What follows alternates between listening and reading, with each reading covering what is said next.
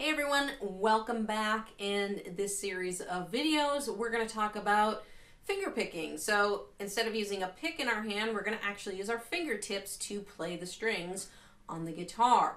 Now, there's a couple of housekeeping things I want to go over before we go into the actual course content itself. So first, let's talk about the placement of the hand. So the hand is not going to be back here by the bridge, and it's not really going to be in the front by the sound hole. It's kind of going to end up in the back of the sound hole, because if you play back here, your strings are going to sound kind of tinny as opposed to getting a warmer sound up closer by the sound hole. So you want your hand to rest kind of on this back part of the sound hole. That's where your fingertips are going to be. Now, in finger picking, we have what's called Pima, P-I-M-A, and each letter represents a finger. So the thumb is P, the index finger is I, the middle finger is M, and the ring finger is A, P-I-M-A. So on some of the PDFs, you're going to see these letters, so that will tell you which finger to use. Sometimes I might refer to them as thumb 1, 2, 3, because that's what I use a lot with my students, but I will try to reference the Pima as much as possible for you guys. Now, the fingers usually kind of have geography that they cover on the guitar. So the thumb is mostly responsible for the top 3 strings. So the 6th, 5th, and 4th strings. Those are our bass notes, and the thumb is usually alternating between these bass notes. Meanwhile, the other fingers, I, M, A, are on the bottom 3 strings. So your first finger, your index finger, is responsible for the G string.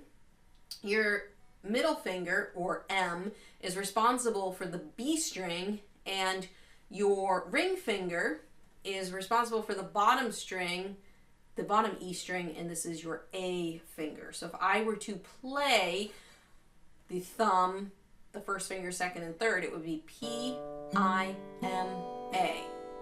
So it's P-I-M-A.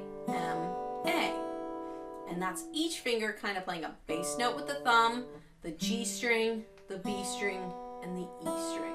Okay, those are kind of what your fingers are doing. Now, a bad habit, just to make you aware of it, because it's something I still have the bad habit of doing because I mostly taught myself to play guitar. I didn't get guitar lessons until much later. I'd probably already been playing for 10 years.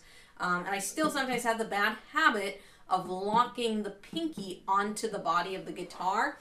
It's better to play without the pinky on the guitar because this kind of creates tension. You can make it work, and I've done it for years, but it's way more comfortable to do it without. So if you can do it without putting the pinky down, I highly recommend that you not get into that bad habit because it still sometimes creeps in on me and I have to correct myself over and over again. So don't lock your hand, don't lock your palm or anything on the guitar. Keep it relaxed and just let the fingers do the work.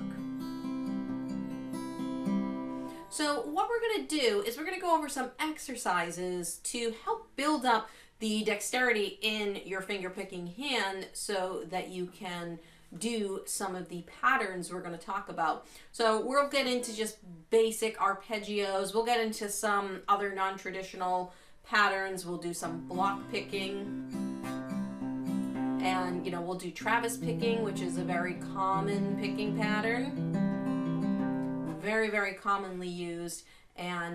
But first, we're going to have to build your hand up to being able to do some of those intricate and fun things with finger picking. So let's get into our first exercise in the next video.